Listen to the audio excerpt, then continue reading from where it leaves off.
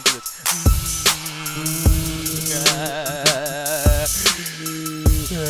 Hey! What's up? How you doing, people? How you guys doing? It's a chat tag. It's not no double toast of pre-show, none of that fucking shit. No unnecessary gaming show, none of that. No, this is the necessary show. This has got a hardcore, just straight up chat attack. Dude, you know what I'm gonna do? The new name for this is called the Necessary Game Show, where we talk about things necessarily as opposed to unnecessary. I don't know what the fuck I'm talking about. Hey, how you doing? I am Nick. How you doing, people out there in the Twitch world? In the Twitch world, in the Facebook world. You know, ever since I came back on camera, it's been cool because y'all don't make fun of me, and it's because most of y'all probably are fat as me and got jagged teeth like me. But also, no one's called me out for my lazy eye yet. And I'm gonna give if y'all seen that and I pulled it out or called it out yet. You basically just call yourself out on that because no one else notices until basically you call it out. You did that to yourself. Yeah, you don't even look that fat either. Like over here, just insulting your damn self. It's called negative reinforcement. It happens when you suffer from certain amounts of depression, like I do. It can also be hilariously funny, as Nick's laughter proves. Yeah, because here's the thing: is like I'm looking at everybody, and I'm like, guys, do you guys can you guys see him being depressed? Like I can't notice that with you. Like I don't know. It's just like one of those things. Like imagine your personality, and then kind of like put it on a situation where it's like, hey guys, I'm Conjure Guru. How you doing? Like, I can't imagine that. Ratio, it's not fat shaming if the fat dude is self-deprecating. All right, it's That's just true. What it is. Yeah, but also you shouldn't be defecating on yourself either. That's kind of weird. I still don't know what Ryan says. No, honestly, if you can't laugh and joke about your own personality or like things about yourself, one, it just makes you weak if you ever come in a conversation with someone who hates you and just pokes out every little flaw of yours. Think you're not ready to be exposed. And second of all, I mean, maybe just hit them. Well, that too. That's always an option. But second of all, it's always good to like, I don't know, build your own ego up to a certain extent and just notice the imperfections about yourself and accept them as. Yeah, exactly. No, I mean, you know what's funny is like, I feel like I went too long without fat shaming. That's why I think fat shaming is good, because I was a little irritated the first time Roxy said I looked like the Penguin from Batman. Like when she was drunk and shit, or high, or whatever the fuck that was. We're at the Las Vegas thing. She was like, Penguin. She was high, a fucking edible. Yeah, and she was just like, looking like fucking Penguin. I was like, man, fuck you. But I'm like, if she just did that like a month earlier, I would have laughed with her. We would have like high-fived and everything. But I'm telling you guys, fat shaming is important. You need it, because if you don't, you're gonna get way too fucking comfortable, and then someone's gonna. Don't lie to me. You hit that gym a little harder. No. After Vegas, I was like, man, fuck this shit. You know what I mean? I was hitting it hard before, and I was still fat. Man, fuck the gym. I don't give a shit anymore. No, but I'm gonna start handing these sandwiches hard. Oh, exactly. Fucking putting the weights on those. No, the thing is like. I just feel like, yeah, if you keep yourself, it's almost like, taking vitamins or something, and like, you've grown immunity to certain things, and like your immune system gets stronger and blah blah blah. It's like, yeah, that's kind of a thing with being insulted. You keep getting insulted, and you're just kind of ready, and then like nothing ever really affects you. So that's why I talk shit to you all the time, Ganja. Ditto. That's why I always make sure to spank you in your little bottom every chance I get. What about you, Jet? How do you feel about this type of stuff? I mean, I'm perfect anyway, so. Shit. No, she kind of is pretty perfect though. Although, except for the fact that you just like to hate on things, because one of the things we're talking about today is they're talking about Extraction. It's on Netflix. Chris Hemsworth, your boy Thor with the stupid little fucking hammer. Look at you. I might go ahead and tell you right now, I'm not joining you in that review if you're going to do one, because I fell asleep through half that shit. I realize that, but here's the thing though. Honestly, this is Chris Hemsworth right here, just kind of like holding back. Jet, calm down. Jet, calm down. Dude, you hate action movies, like almost like with a certain prejudice that makes me feel sorry for the action movie. Why, and they don't need me. Yeah, I don't know why she does that, because she watches Avengers and anime with tons of action. What's your deal with like live action movies with buff dudes shooting things? I'm sorry. Why are you so quiet? I'm gonna get hurt. She's gonna hit me or something. I feel like something's gonna happen. She's grabbing the big spoon. Yeah, I guess so. I don't know what the fuck. Fucking Coco Paso, motherfucker. Wepa. Actually, give me a couple seconds. I'm about to stab my brother.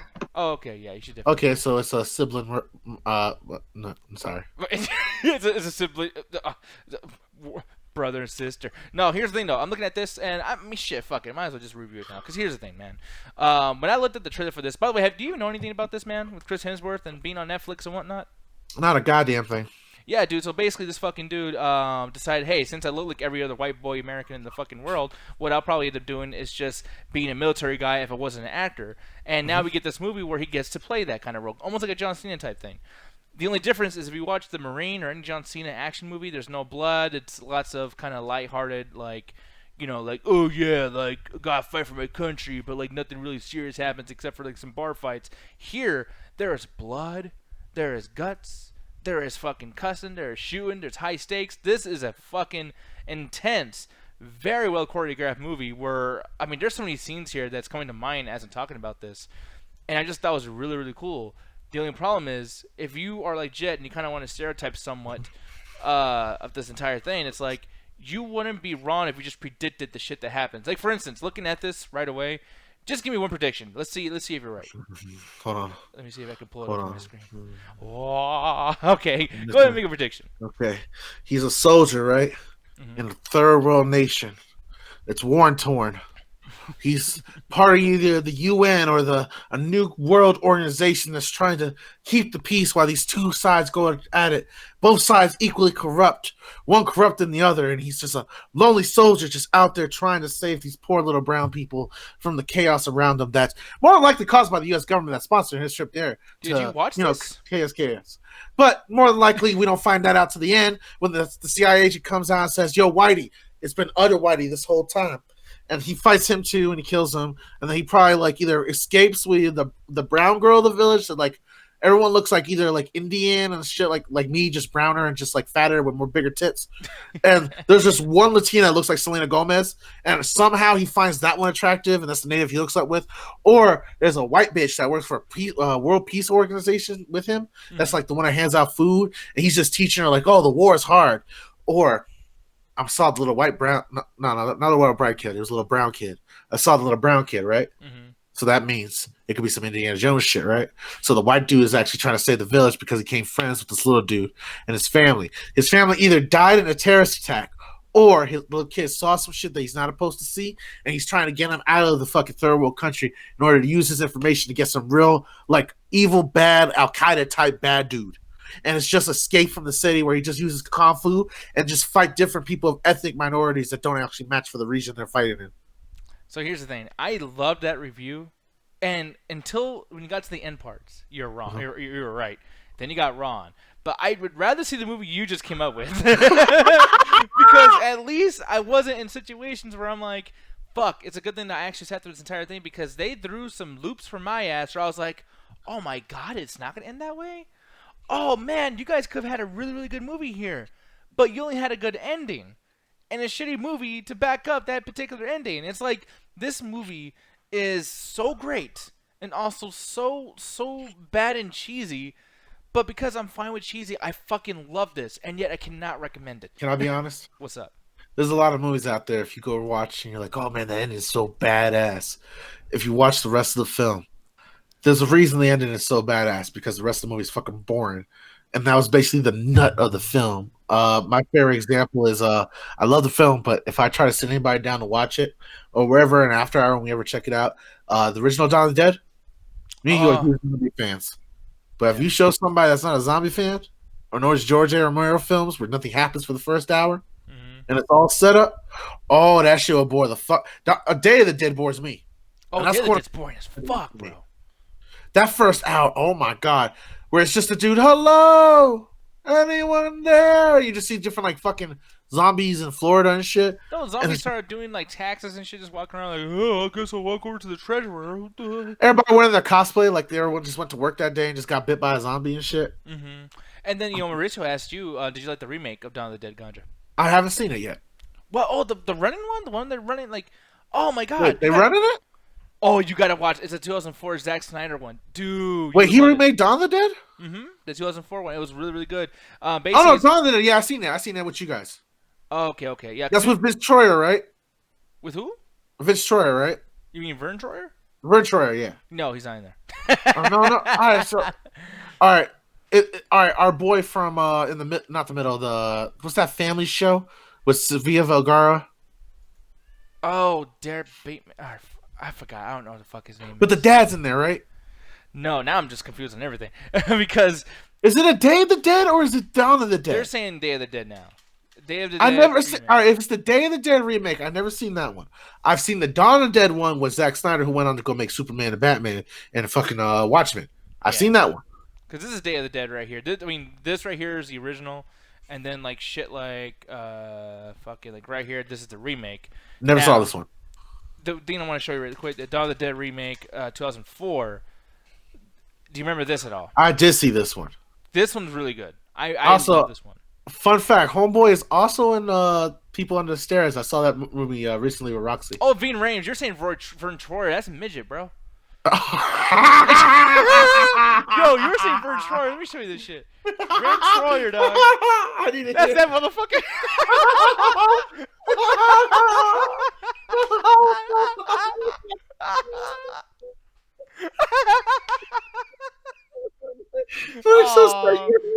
Rest in peace. Why'd you do this, motherfucker, like that? Like, hey, you're in Dawn of the Dead. What? Yo, aren't you the big black dude in Dawn of the Dead? All right, so off. Hold on, let me recover myself. So, my bad. Still, the guy is great in the People Under the Stairs. He has some amazing dialogue that I could tell he either ad-libbed or they actually had a minority writer on staff. Oh, hold on. Look, I know you're trying to recover, but I got to fuck you up some more because really quick. I'm trying to recover, but you just want to stun me some more, man. That's what happens when you're an Austin fan. No, you know what's funny though about this? I'm gonna oversell this shit. Watch. When you talked about Vern Troyer and saying that he was Veen Rames, I want to know what other like characters Veen Rames plays that could be Vern Troyer. You can replace him with. And I'm thinking of him in Pulp Fiction. Imagine Vern Troyer in this movie. Just getting fucking right. Yo, no, just picturing the People Under the Stairs wearing a Kango and shit. Oh, dude, yeah, People Under the Stairs. And you're right too. Oh God, imagine Vern Troyer wearing that shit. Yo, I loved him. He has some like amazing fucking clips about it. He's like, yo, he told the kid at one point, he's like, yo, you're too old for the tit, but too young for the ass, and he just walks off. That is some weird shit, bro. And he does it the whole fucking movie where he says these weird lines to the kid and they make no sense within the context. They're not like old school sayings, but like, yeah, man, I get that's gonna save me later in the movie. It's just to fuck with him. Yeah, no, I remember he's thinking of him in Rosewood. Vern Troyer replacing Veen Rames in Rosewood. At one point, he busts open the door of the house and he's like, "Yeah, just busted the house's chair wide open. She's ready for us now." Yeah, it was fucking weird, dude. Like lots of quotes he says in that movie. And by the way, too, like one thing I don't really enjoy, in retrospect, when I was a kid, I didn't mind. But like one thing I don't enjoy about Wes Craven movies is that Wes Craven seems to really like rape or molestation or whatever. We'll talk about this more when Roxy's on and stuff. Yeah, we gotta talk about it when our horror gal's here. Yeah, but like this guy, which by the way, look at this picture. It looks like he's like spreading pussy lips open. It's just kind of weird. Just busted wide open. But yeah, like you look at movies like Last House on the Left, The Hills Have Eyes, even in Nightmare on Elm Street, he's kind of perverted. Like there's a lot of weird like undertones of sexuality with Wes Craven, and surprised that no one. I mean, dude, it's not a great thing that he fucking looks like Louis C.K. a little bit. I'm just like, oh shit. He definitely jerked off on a phone call with somebody before, allegedly. Yeah, no. Imagine him on a fucking cell like, "What's your favorite scary movie?" Just tell me, bro. My favorite scary movie is Once Upon a Time in Hollywood. The young girls. Yeah, it's fucking crazy. But yeah, man, Gary. It's kind of funny too. Gary, or not funny, it's fucked up. But Gary's saying Wes Craven's Last House on the Left was very disturbing, to the point, by the way, that on the cover art for the VHS, it keeps saying in over and over again, someone copy pasted it like, "This is just a movie. It's just a movie. It's just a movie." Shut up, bro. He said he's craving some ass. Fuck you, bro. It's a bad joke. Oh, that's great. Let me see. The Last House on the Left. I want to show you this fucking cover really quick because I saw the remake. I was forced to see it because I was at a trap house getting high. Mm-hmm. And I was nowhere near the owner of the place, nor was it my weed. So, neither of those allowed me to control the TV. So I had to sit through that shit. Yeah. But really quick, just so you guys see, and this is something that actually won me over big time, but like, you look in the bottom right corner, it's kind of hard for people in the chat to see it. But it says, to avoid feigning. Huh? Yeah. Mm-hmm. Oh, what are you talking about? Mm-hmm. Okay. Yeah, you confused me. But yeah, look at in the bottom right corner, it says, to avoid feigning, keep repeating, it's just a movie, it's just a movie. And it's like, for me, little things like that. Like I remember they used to scare people with Exorcist, saying like, "Yo, like someone fainted here and someone got fucking, like this is like unhealthy to watch this movie," and it just made people like just run to the fucking movie theater. So it's crazy, And but Paranormal Activity. huh? Didn't they do the same thing with Paranormal Activity? Oh yeah, they did. They did, which won me over a little bit too. I mean, this is back in 2007, where I thought we Nick, had seen fuck everything. you. Fuck you. No, there's I went scenes to go that were see. good. No, I went to go see that movie. I went to like go it? see it. I smoked myself out to try to get in the zone, and that movie just made me mad. Okay, It's just me staring at a fucking security camera. true, but this scene right here, At least Five Nights at Freddy lets me click to another camera. that's actually really funny. No, because like there's a part here where she's like, "Mika," and like it pulls her off the fucking bed or whatever. Like that shit was cool as Yeah, fuck, that was dude. cool, but I was 35 minutes into the movie and staring at people sleep before them. But then I'm not wrong. Like the technical skills, like this is one thing I mean Roxy talk about all the time. Like technical skills in these horror movies are amazing. But some of these films, they suck. And there's a lot of good technical and trade skills that went into them, but I respect the labor and the artistic integrity that went into some of these designs. But let's not ignore that these are gems, these golden gems that are inside of a turd and capsule. Yeah, Hollow Man was saying that shit's so boring. I'm like, man, I don't know, man. You were bamboozled, Gonzo. Yeah, I was. I thought I was gonna faint. I thought this was gonna be my generation's Exorcist. I was lied to. Really quick, Jed, have you ever seen the Paranormal Activity movies? I've seen part of the first one. I wasn't really interested in horror movies back then, so didn't finish it. Okay, yeah, and like someone said too, made a shit ton of sequels. So yeah, it's cool to see what this. Yeah, like the one where they have fucking superpowers. There was one that did that, and it was so cool. I love that movie. All The right. Marked Once is really, really good. The one thing I'll give Paranormal Activity credit for is allowed me to get a parody movie with the Wayans brothers, known as Haunted House, which I got to laugh my ass off at various scenes, such as the scene where the ghost smoked out one of the women, the scene where she gets up possessed and just boogies down in between the different cameras. Because unlike Paranormal Activity, this thing actually gave me something in the frames constantly. Now, Jet is saying "fuck you" because she is mad that you didn't say it's the best movie that was ever made. She's Good point. I should give it better. I would give it better sex, but I'm being assault to Roxy, so I'm going to give it a full price. Yeah, full price, especially when it has that gross ass sequel. I'm not giving the sequel a full price. I don't care. I don't care. Those are two different movies. They're both trash. They both had the same. Scary Movie 6 is not Scary Movie 2. And getting those same jokes again was just, way worse. Look, I'm sorry, Jet. It's funny to me. But same goddamn jokes twice. They weren't funny the first time, but they loved to do it the second time. I've been laughing at these jokes since the 90s, and I'm going to laugh until I'm dead. All these fucking jokes. All of them. All these jokes. All of them. Oh man, I was like saying Mama Coleman whooping that demon's ass. Yeah, I guess Corey. I don't know if Corey showed these to her. I wouldn't fucking recommend something like that. But yeah, man, like I said, Wes Craven. We'll talk about People Under the Stairs probably on Monday or something like that. But yeah, like I said, Little Man is one of those movies I want to sit down to watch. Oh, which one? Little Man. Oh, I hate that fucking movie, dude. I saw all those ratchet ass hood movies growing up. I saw Little Man. I saw White Chicks. I saw fucking what the fuck was the other Wayans brothers? It's got a long ass title. I can't remember the full title. That's why I'm having a hard time. Oh, Don't Be Menace to Society While Drinking Juice in the Hood. Yeah, that whole long shit. I've seen the fucking fuck. What's that? I'm trying to remember because they all collide together. And they all have the same actors, but it's the one with the three guys that got to take care of the babies. The girlfriends get pregnant at the same time, and it's about them discovering fatherhood. And the kids talk to them. It's all ratchet the whole fucking time. I do not know which one. Because Ganja does not love black men. Horrible. I support black people in their struggle, but I do not try to be black or try to take a black man's persona. This was actually pretty good though back in the day. The only thing is like I think that this kind of fucked up my sexuality a little bit, my sex life. What? Because there's a scene where like this girl and this dude get in the kitchen and they're like sucking toes and throwing food everywhere, and that like scarred me from ever being like sexually in a position where there's food around. Like, it literally makes my stomach turn. It's the most disgusting fucking scene I've ever seen. If it's in here, I'll actually showcase it really quick. Damn, what is it? Is it Baby Mama? Baby Mama? No. I feel like it's Baby Mama. So, people, look. She's pretty, right? You want to see her naked, maybe. Who knows? This movie will change your fucking mind, bro. It is awful. Awful. Jed, you remember that scene, right? Yeah, that was gross. I don't like scenes like that. Yeah. God, I'm trying to find this shit. There's a series of movies called, I think, Witchcraft or something like that, and I think the sixth one had a sex scene, but it was disgusting. Yeah, put food scene. Oh No, no, you're not gonna get that. Yeah. This is something you probably have to watch the movie clip for. Oh yeah, man. Awesome. Black Man Ganja. Blank Ganja. What? Oh, Blank Man was my shit too.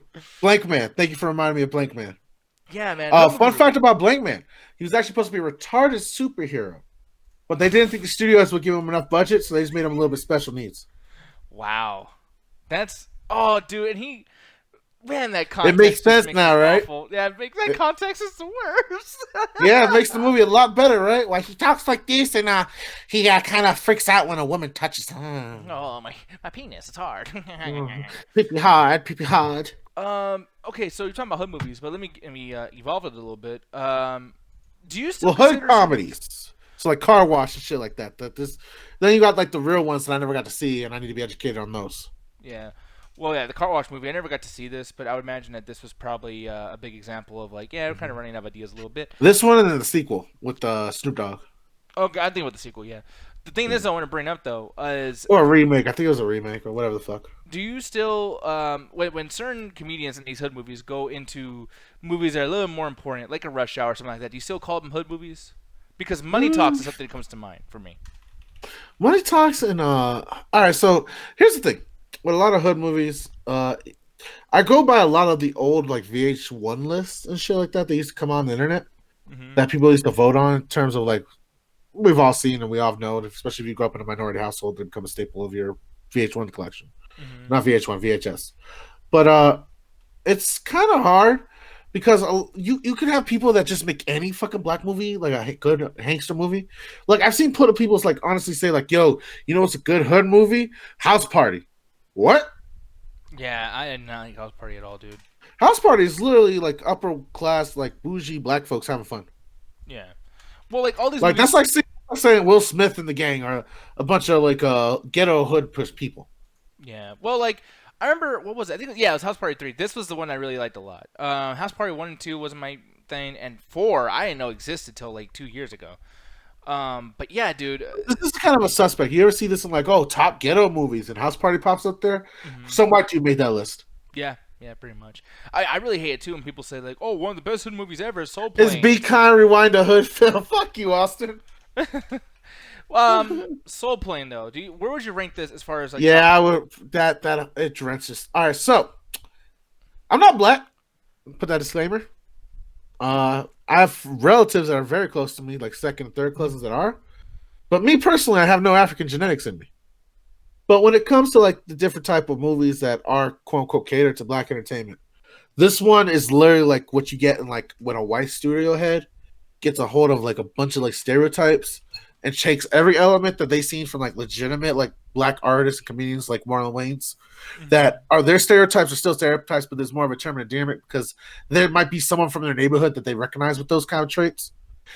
This is like a bunch of white writers, because I think there was only a few like people that were actually African American that wrote on this script, put a bunch of like figurehead stereotypical like characters all throughout there. You got the hood, you got the business black guy, you got the hip hop, you got gambling, you got like everything like you can imagine for the worst aspects of a Marlon Wayans film that white people quote unquote remember from them is in this film. I love it because of the sheer audacity of it, and I like to show people of it because of the fucking craziness and just amazing that it got a studio budget to the point that it can afford a special effects plane that had to cost at least $1 million. There ain't no way they could cost cheap, especially back then, 2000s. But it literally is trying to be a black film, but it doesn't have the heart. It just has the aesthetics.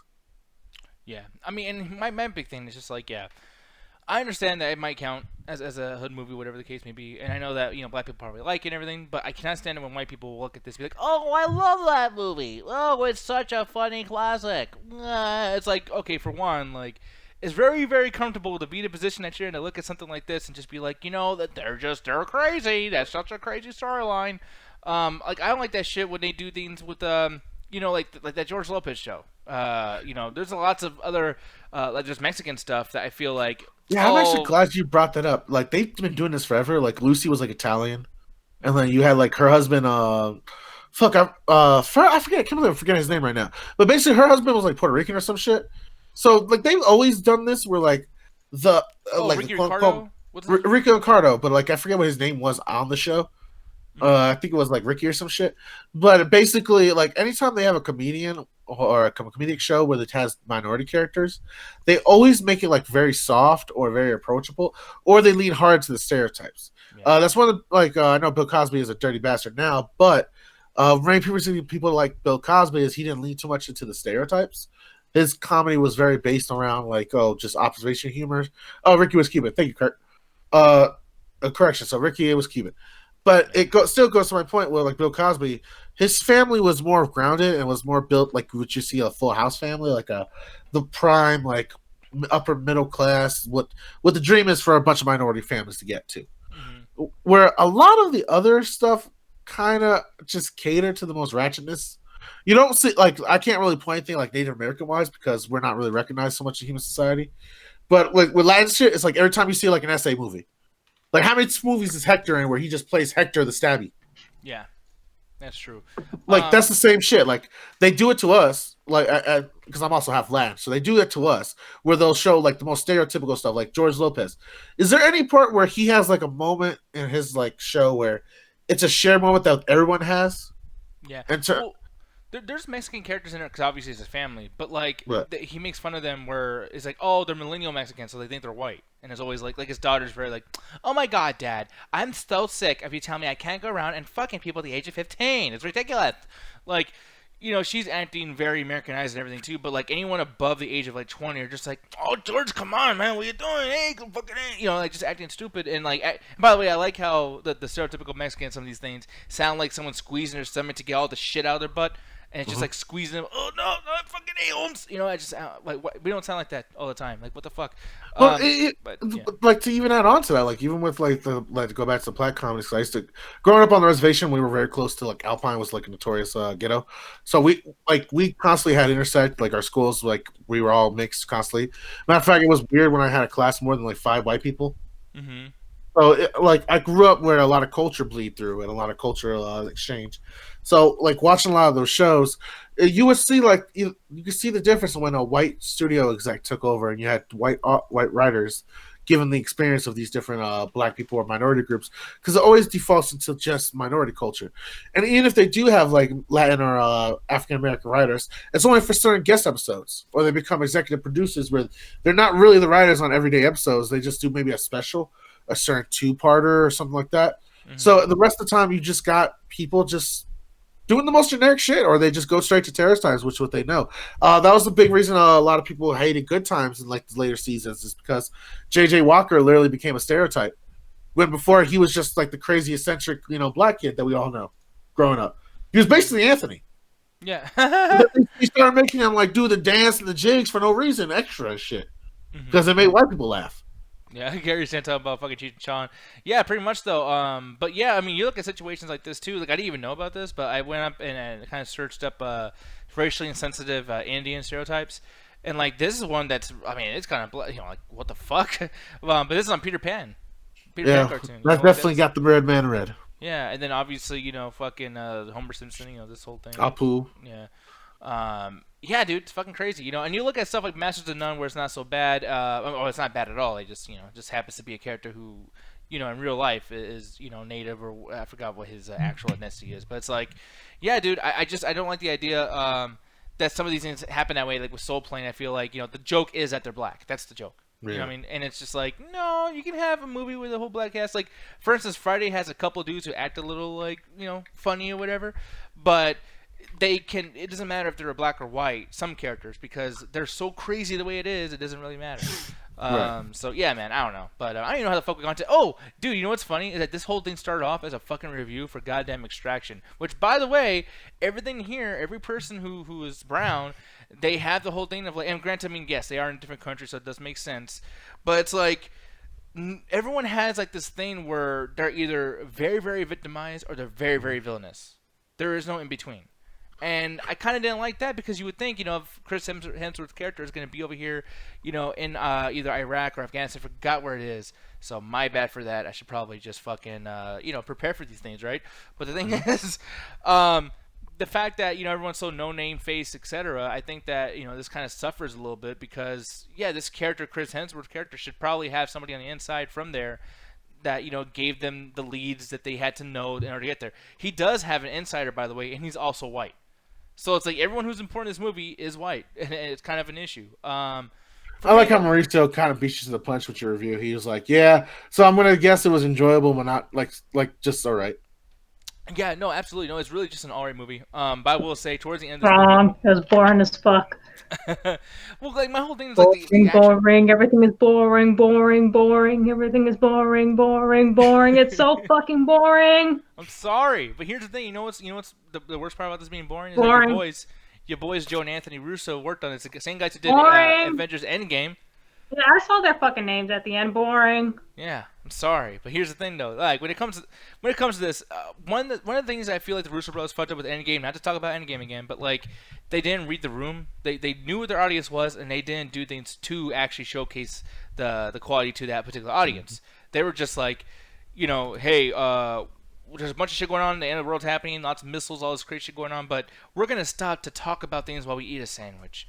And like that kind of happens here. There's times. Why do you hate when they eat in movies? Because it's like, dude, like Thanos snaps his fingers and the world ends. It's fucking crazy. But yeah, we're in a situation where just like in this movie, Extraction, it's bam, bam, shooting, blood, guts everywhere, and then he stops to put a blanket on the kid because he's in danger and he needs to lay down, and we gotta watch him take a nap.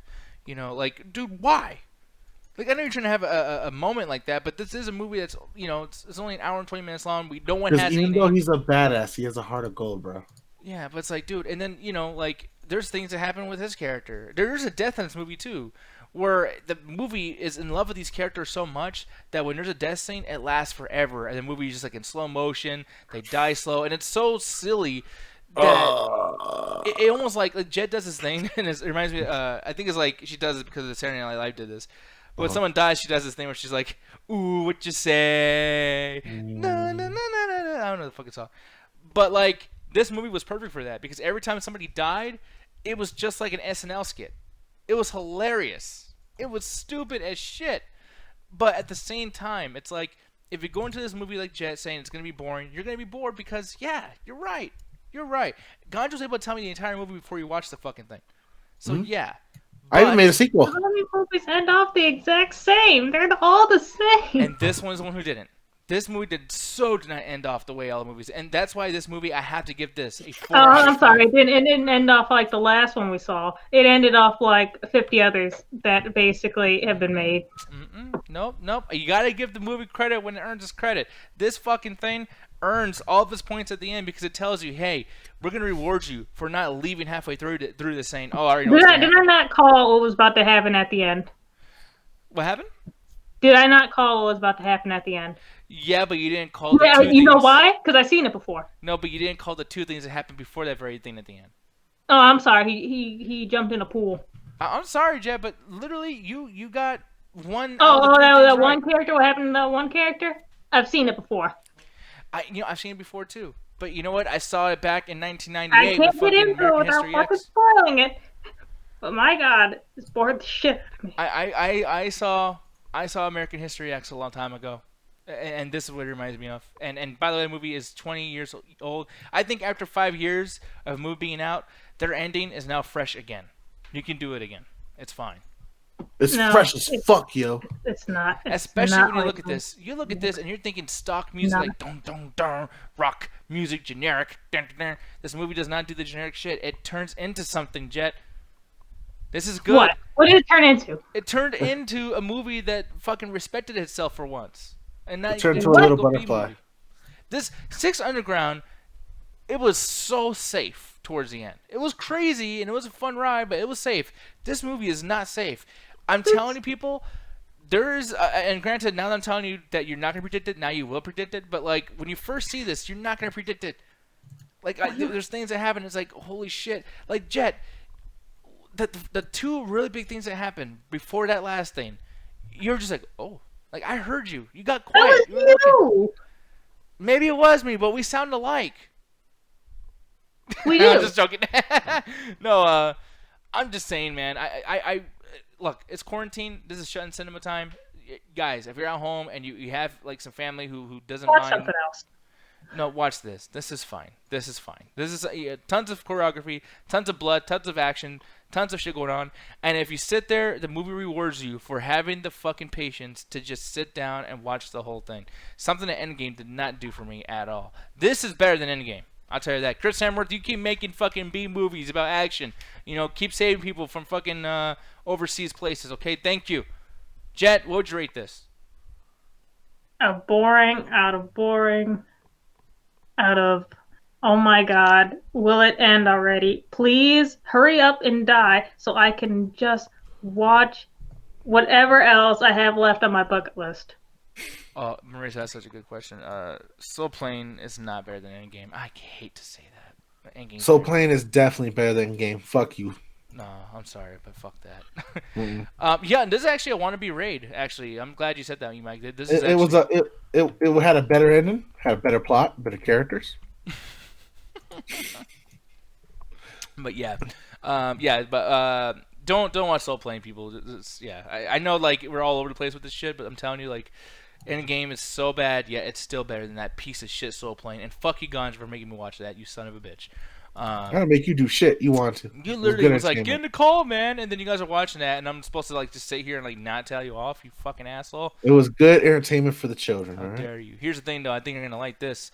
Your boys are back in town. Actually, they were back in town already because you watched Jay and Silent Bob Strike Back, or no, Reboot. It was that fucking thing. But no, apparently the Mallrats 2 script is done. Returning characters are going to be. What are they gonna do? Yeah, I think they're just gonna walk around the mall. Yeah, because the malls are dying. Like, he can only talk so much about that. I mean, honestly, I thought he was gonna really fuck up the Jay and Silent Bob movie, because when it came out that he was gonna talk about Hollywood and remakes and all that shit, I thought it was gonna be the same shit over again, and it was, but it was done in a very nice way. So maybe he's gotten back on his footing because he's doing such recognizable characters. But I don't know, man. Yeah, this could be like something like, hey, it was so good with Jay and Silent Bob that maybe this one too. Well, it's just because the magic for Jay and Silent Bob was there, and this feels like it's trying to just recapture that. My issue with this is that apparently Kevin Smith on some of his podcasts have been talking about the idea of making Mallrats 2 or writing Mallrats 2 and Clerks 3 in isolation during the whole quarantine thing, and it's like, dude, you're already too far into your own head. If you're gonna be there by yourself without other people telling you that you're full of shit or full of yourself, you should probably just fucking stop. I think that's too much. But not even going to the fact that like the Jay and Silent Bob was so good because he had so much fan like input throughout it. And what they wanted to see and shit like that. Yeah. No, man, it's fucking, like I said, I mean, one thing that kind of gets me excited is he says over here, too, in Smith's words, the script is like a brakeless bullet train. And I felt that's a phrase that can be kind of applied to the reboot for Jay and Silent Bob. That, you know, it did feel like a train kind of constantly going forward, and, you know, every time, like, you had a minute, you know, with just a calmness and some jokes, the plot was like, nope, come on, motherfucker, let's go. And it's like, okay, that's cool. But I think if that happens too much, especially with the same type of characters, we're going to get sick of that shit. Like, honestly, where's Jay and Silent Bob's characters actually going to fit in Mallrats 2? And if they do actually get somehow implemented, especially with Kevin Smith's real daughter, you know, Jay's daughter in the story. Well, she's going to have to come back, because he's not just going to not have her in there. Yeah, and then keep in mind, too, Gaja, is that if he's doing this right now during the quarantine, obviously Clerks 3, they're going to feel like the same fucking movie. Right. You know, and once again, same characters. It's like, if you keep dipping your hand in this fucking, like, cookie jar, you're gonna run out of cookies. Like, you keep... Like, he's losing the magic. Yeah, it's like, one of the things that I think you and I won Alan over when he was kind of mad about the last movie is that we were like, hey, man, this is his death movie. Like, he said that this might be the last movie he ever makes before he dies. And he wants to chronicleize everything and just have a good goodbye. That's what that was. If it's not a good goodbye, though, and you have shit like this come out, and it's not that great, he's just going to end off in a very, very bad way and make shit look terrible.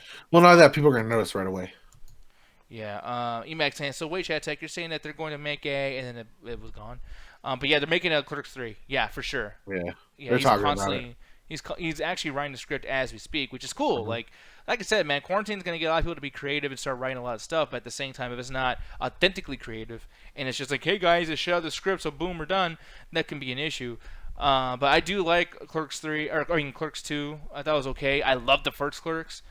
But yeah, man, I just gotta see what the fuck's gonna happen. But yeah, Quickstop is actually in Jay and Silent Bob reboot, so you should definitely check. Yo, that joke at the end. That was so great, dude. And by the way, a storyline point, it's a story arc thing. They actually kind of continue something that we never had answers for, so I thought that was really cool. Jet, are you excited about any Kevin Smith thing that he's gonna come out with? Like, are you hyped for Clerks 3 or Mallrats? I never even seen the first Mallrats. I can't really say I'm excited for that one. Clerks 3, I don't know. I wasn't a big fan of Clerks 2, so we'll see. About this too, just to kind of take a minute too, because we're never gonna talk about this fucking thing again, most likely. Clerks 2, what do you think went wrong with this? I don't know what the fuck happened. Fucking a donkey. That donkey was really the end for a lot of people, I've noticed. To be honest, no, that was stupid. Why are you gonna fuck the donkey? The donkey was like, for a lot of people I know, that was like, all right, I can't vibe with Kevin Smith no more. This is Kinky done. Kelly and the sexy stud. You know, A lot of people are not pro stud. Edgelord stuff. I think the blank monkey for life. I think that was a little much. Yeah, he take his hand on the early everything humor can go. Yep, he's just like, hey guys, if I say something racist without being ballsy enough to say the N-word, then we're just creative, aren't we? No, not really. You're not creative. That's stupid. Also, the musical scene and the fact that apparently this entire cast really wanted to fuck the shit out of Rosario Dawson. Yeah, it's a little much. Like, hey guys, I'm gonna have my musical moment on top of the fucking building and dance, and everyone else is gonna dance. That's a lot of weird Kevin Smithisms where he's like so in love with himself that he has to like push it as much as he can. Like, hey dude, I've always told myself I'm gonna make a musical one of these days. Blah blah blah blah. I think that was fucking stupid. You know what I mean? Mm-hmm. But I don't know. One big thing too that I'm surprised about. Jed, were you kind of confused as to why the sequel came out so long after the first Clerks? No, I never actually thought about it. Because I liked the first one so much and it was so popular, I was surprised that it didn't come out a lot sooner. I mean, 2006 is a long way from fucking 1991 or something like that. I don't know. 95. 95. Yeah, it probably was 95. But yeah, man, I don't know. We'll see what happens to Kevin Smith shit though. Got not much else to say about it, but here's the thing though, man. I don't know if you heard about this. I didn't read too much about it. It's kind of surprising to me, but Tom Hanks is apparently asking people to take his blood to find out how to cure the fucking coronavirus. Yeah. So UV, if you want to snort up some Comet, clean and disinfected, go for it. Flabiosa is now officially a drink to cure yourself from any kind of illness. It's really horrible what's going on with that shit, to the point that some states are like, we're not even showing his corona updates anymore because the facts are just so horrible. Yeah. That's fucking sad, dude. By the way, you Mike saying, yeah, did you know about Kevin Smith actually doing a reboot for Masters of the Universe? I did not know that, but that should be kind of cool. I actually wouldn't mind that. Yeah, I did know about Alice in Chains doing a song for Clerks. I love Alice in Chains so much. Such a good band, and I love the music they use for all these kind of Kevin Smith movies. But with Tom Hanks, though, I don't know much about this stuff. I just read it, and I laughed. I'm going to be honest. If he's really doing something about this, cool. I'm very happy about it, and thank you, Tom Hanks, for being such a great American, blah, blah, blah. But this just sounds like it's not going to work. And to be honest, if so many people are believing it that fast without any kind of research, whether that be wrong research or not, you're kind of silly. This is just as silly as Donald Trump comments. But, Jet, do you think Tom Hanks is going to save the world? Hell no. That's not even how vaccines work. But, okay, so here's the thing, about this. His blood being, because I know, he had the coronavirus. I guess he's cured of it or anything. But do you feel like it might lead to some kind of vaccine? Because I don't even think he's going to get that far. I don't think that he's going to do shit with it. Nope. Yeah. I don't know, man. I think we're running off of Resident Evil 3 fucking rules. I got you, Jill. Just, I'm going to just poke you with this, and then within 1 hour, everything's going to be fine. You're going to run around and kill zombies for 2 more hours. Come on, Jill. Even though you've been slammed against the wall several times. Yeah. I think Nemesis would have fucked up her spine by the instead of fucking actually making her part of the zombie. That would have been that definitely would have been an issue she had to deal with. Yeah, man. But here's the thing: it's time for some fucking first impressions here, people. And then we're gonna get into a after hours to hang out with you guys. So don't worry, the show's not gonna be much longer. I just Trying to want be nice and friendly. Because here's the thing, guys. I gotta bring this up. I pre-ordered a game recently, and I was pretty happy about it. Jet was supportive of my decision. It seemed. I was like, "Yo, hey, I pre-ordered this game." She's like, "What game?" I'm like, "Oh, this is a game about a horror movie character." She's like, "Okay, that sounds different. All right." Well, once again, the big thing about me and pre-ordering games is that every time I pre-order a game, it fucking sucks. And yeah, Predator Hunting Grounds, same thing. I was really hyped about this because as a kid, I've always wanted to play as a Predator or play as a Marine, actually fighting out the Predator. I was. Oh, Which one? Which one? Damn it! Which one for NBC or the movie? Well, I always wanted to bring adult beverages to a fucking 12-year-old's house. Jesus Christ, dude. Man. Oh man. I always wanted to be the horror villain, the Predator. There we go. Is that better? You son of a bitch, Ganja. But no, man, this game, I've always wanted to be these characters and do all the stuff that they do, especially with all the gadgets he has and everything. So yeah, I pre-ordered this for only like $30. It was fine, not a big deal. But I play it, and I didn't know that in this day and age, you can get so far in your whole shitty like taking advantage of gamers thing, where they give you one map. Have you ever heard of a battle royale or a team deathmatch type of game? Where you have one fucking map for $30 with no story. Like I have heard of it, but it's not for good reasons. Mm-hmm. Like I mean, Fortnite did it, but it's free. Yeah. You know what I mean? But like, this is fucking ridiculous. And the thing is like, it's Predator, dude. The movies make the maps for you.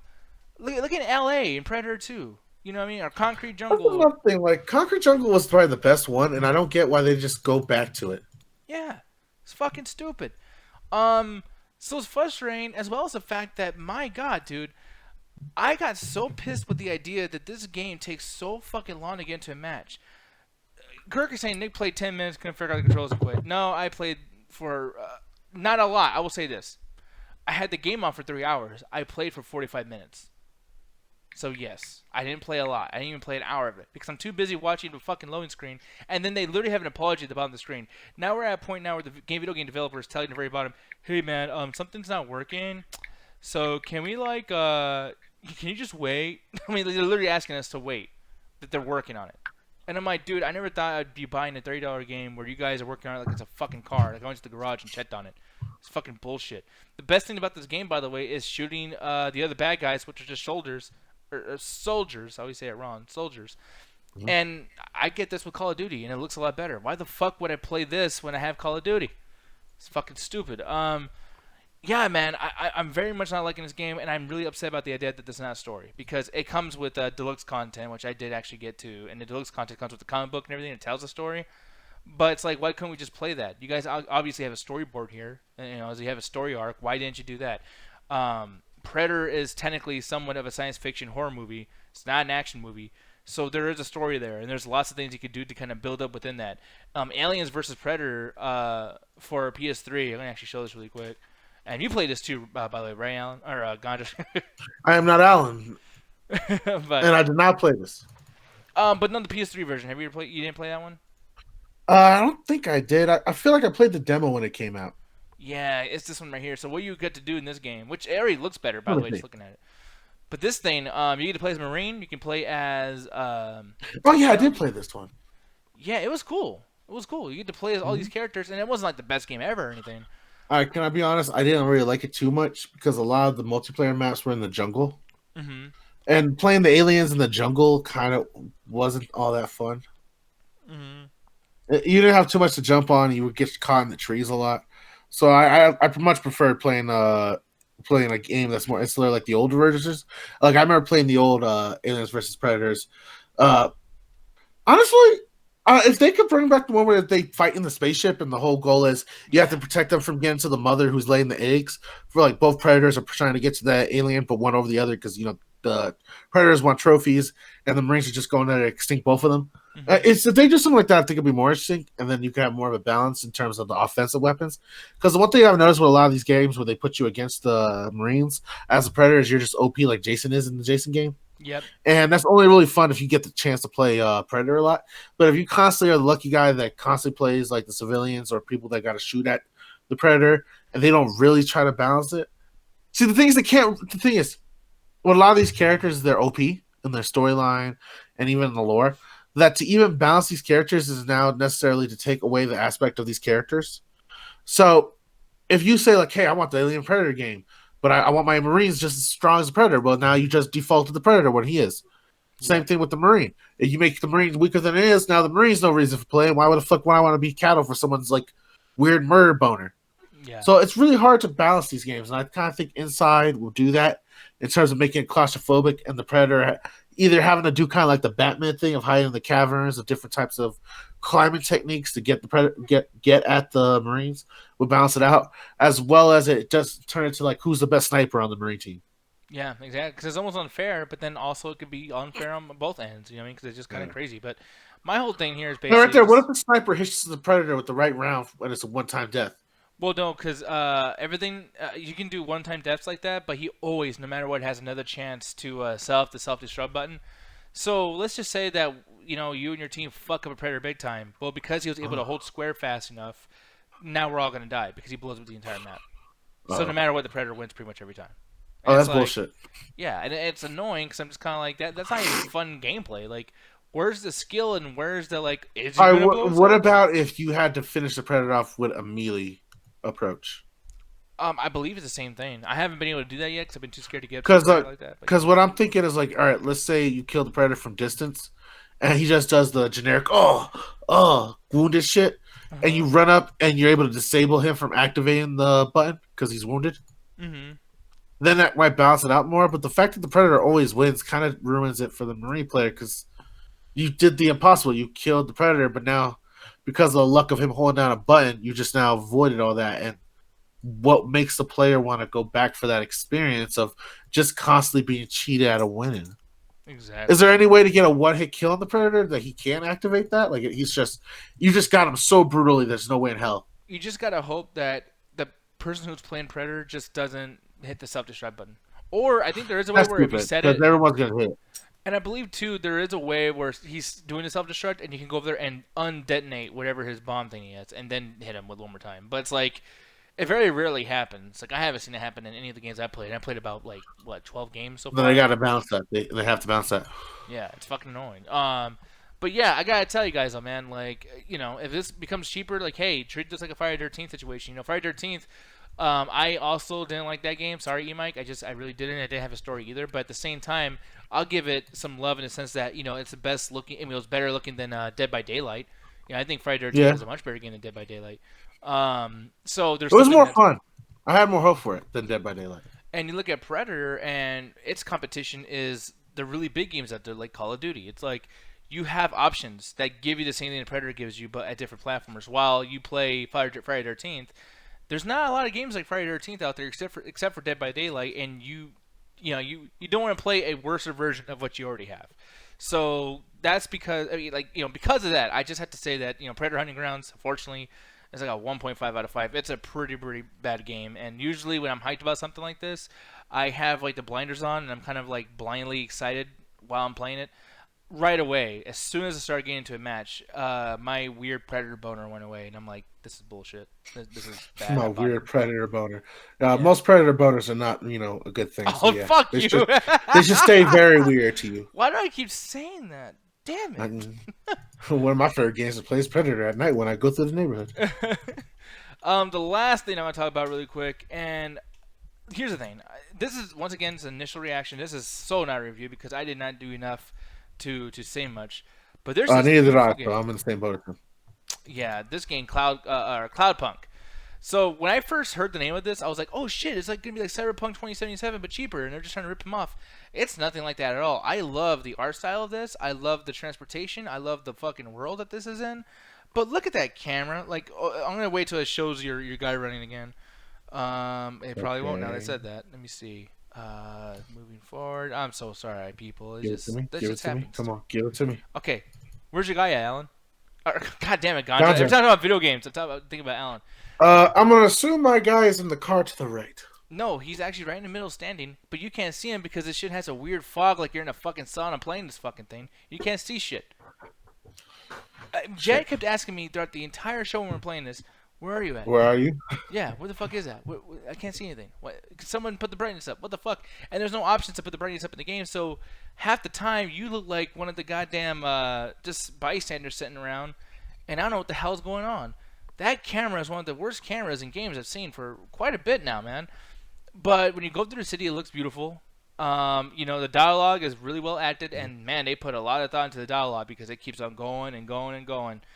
But as far as the action or anything else going on, I haven't done shit in this game yet, and I've played a total, because I played a little bit more after we did the show today. I spent a total of 1 hour and 40 minutes on this game, and I don't like it. It's a delivery game.